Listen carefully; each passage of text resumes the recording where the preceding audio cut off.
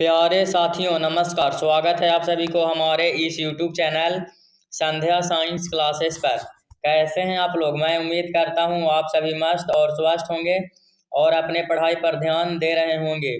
तो आज की इस वीडियो में कक्षा 12वीं का ठीक है जीव विज्ञान बायोलॉजी ठीक है जीव विज्ञान का 15वां नंबर चैप्टर है। ठीक है, जिस चैप्टर का नाम है जैव विविधता एवं संरक्षण। ठीक है, जैव विविधता एवं संरक्षण का सब्जेक्टिव क्वेश्चन आंसर आज की इस वीडियो में हम लोग करने वाले हैं 2024 एग्जाम के लिए। ठीक है, एक ही वीडियो में पूरा चैप्टर समाप्त हो जाएगा। अगर आप भी 12th का एग्जाम 2024 में देने वाले हैं तो आपके लिए वीडियो काफी इम्पोर्टेंट है, तो इस वीडियो को शुरू से अंत तक जरूर देखें। ठीक है, तो चलिए आगे एक मोटिवेशन थॉट के साथ हम लोग आगे बढ़ते हैं।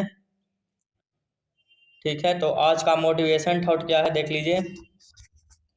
हालात और खराब हो रहे हैं। ठीक है, हालात और खराब हो रहे हैं, क्या पता जिंदगी कौन सा मोड़ लेगी। ठीक है, हालात और खराब हो रहे हैं, क्या पता जिंदगी कौन सा मोड़ लेगी, इसीलिए हालात को सुधारने की जरूरत है। ठीक है, पता नहीं जिंदगी कौन सा मोड़ लेगी, किधर मोड़ लेगी। ठीक है, ये कोई गारंटी नहीं है, इसीलिए अपने हालात को सुधारिए। ठीक है, तो चलिए आज का मोटिवेशन थॉट कंप्लीट हो गया है, आगे बढ़ते हैं।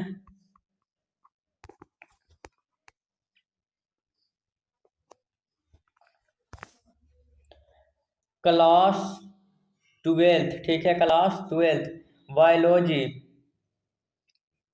ठीक है, बायोलॉजी का पार्ट नंबर कितना है तो 15 है, जिस पार्ट का नाम है, जिस चैप्टर का नाम है जैव विविधता एवं संरक्षण। तो आज की इस वीडियो में जैव विविधता एवं संरक्षण का सब्जेक्टिव क्वेश्चन आंसर 2024 एग्जाम के लिए हम लोग करने वाले हैं। ठीक है, तो आइए प्रश्न की ओर बढ़ते हैं।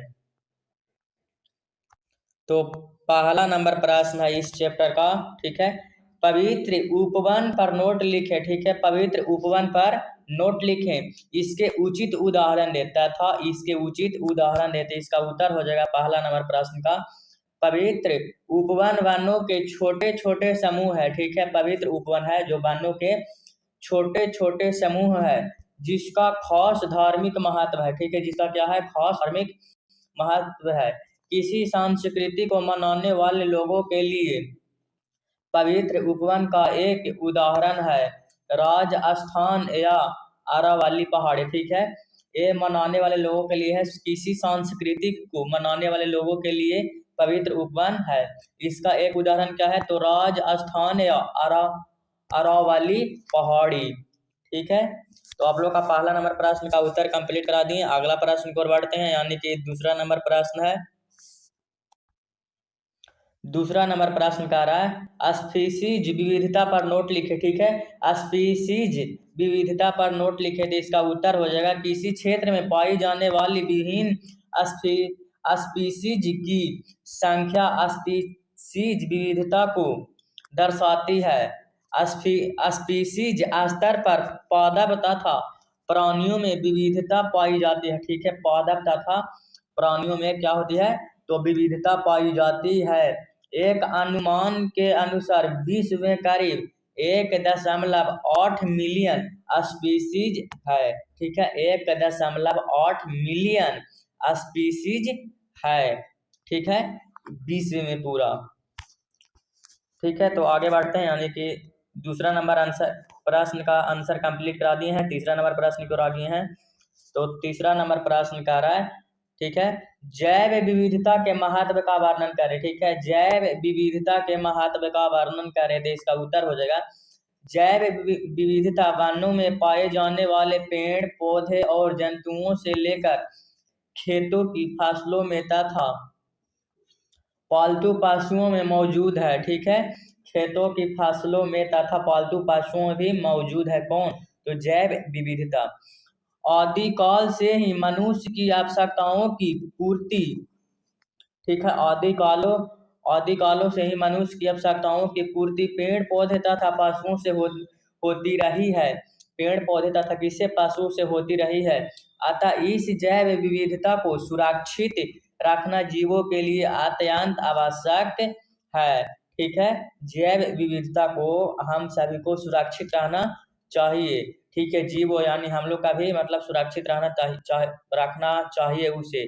ठीक है, अति आवश्यक है, नहीं तो हम लोग पर भी संकट आ सकता है। ठीक है, तो तीसरा नंबर प्रश्न कंप्लीट। अगला प्रश्न यानी कि चौथा नंबर। ठीक है, तो चौथा नंबर प्रश्न कह रहा है संकटग्रस्त जातियां पर नोट लिखें। ठीक है, संकटग्रस्त जातियां पर नोट लिखें। तो संकटग्रस्त रेड डाटा बुक, इसके बारे में हम बता चुके हैं, ऑब्जेक्टिव में भी डिस्कस किए थे। तो चलिए इसका सब्जेक्टिव बता देते हैं। इस श्रेणी में उन जातियों को रखा जाता है जिनके विलुप्त होने का भय बना हुआ है। ठीक है, जिनके विलुप्त होने का भय बना हुआ है यानी खत्म होने का भय बना हुआ है कि खत्म हो जाएगा। ठीक है, उसे संकटग्रस्त प्रजातियां कहते हैं। और जिनका बचना कठिन है। ठीक है, क्या है तो उसका भय किस लिए बना होता है, विलुप्त होने के लिए, और उनका बचना कठिन है।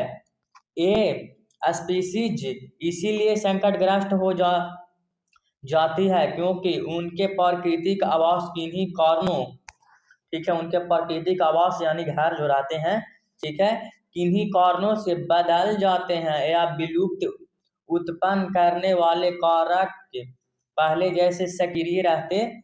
ठीक है, पहले जैसे क्या रहते हैं तो सक्रिय या स्पीसीज को, ठीक है, संख्या क्रांति की सीमा से भी कम गई है। ठीक है, संख्या क्रांति की सीमा से भी क्या हो गया है तो कम गई है। तो आप लोग का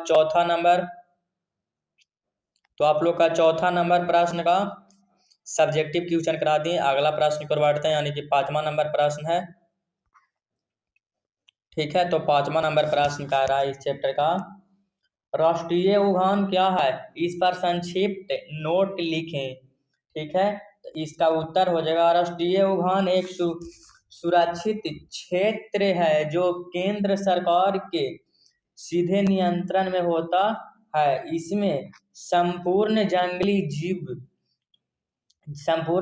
जीवन के कल्याण संबंधी गतिविधियों प्राकृतिक वास स्थल के रूप में होती है। ठीक है, प्राकृतिक माने जो मानव द्वारा नहीं रहता है, मानव द्वारा बनाया रहता है तो मानव निर्मित, और प्राकृतिक जिसे भगवान ने बनाया है। ठीक है, तो उसी प्राकृतिक गतिविधियों के लिए वहां रखा जाता है राष्ट्रीय उद्यान में। ठीक है, जीव जंतुओं को। इसके बाद हो जाएगा ऐसे सुरक्षित क्षेत्र में खेतों एवं, ठीक है, वानिकी जैसी गतिविधियां वर्जित होती है। भारतवर्ष में लगभग 100 राष्ट्रीय पार्क है जिसमें कुछ प्रमुख है। ठीक है, काजीरंगा राष्ट्रीय पार्क पहला हो गया, दूसरा में होगा मानस राष्ट्रीय पार्क, तीसरा होगा जिम कॉर्बेट नेशनल पार्क हो जाएगा। 3 को एग्जाम्पल दे दिए हैं। ठीक है, अगला यानी इस चैप्टर का लास्ट प्रश्न है, 6वां नंबर प्रश्न है। ठीक है, पशु विहार शरण स्थली क्या है। ठीक है, पशु विहार शरण स्थली क्या है, तो इसका उत्तर हो जाएगा यह वह प्राकृतिक पर्यावरणीय क्षेत्र है जिसमें प्राणियों को सुरक्षित रखने का प्रबंध होता है। ठीक है, प्राणियों का सुरक्षित रखने का प्रबंध होता है तथा प्राणी जाति की रक्षा की जाती है। प्राणी जाति की क्या होती है तो रक्षा की जाती है। इसके साथ ही निजी मालिकाना अधिकारता तथा ठीक है लकड़ी को काटना इत्यादि की मनाही की जाती है जिससे कि जंतुओं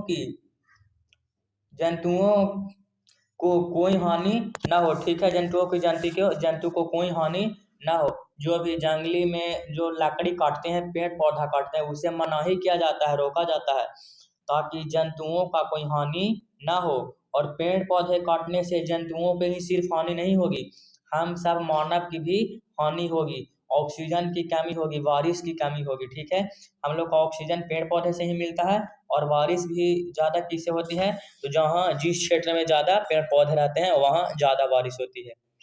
ठीक है, तो इधर थोड़ा सा समझ लीजिए।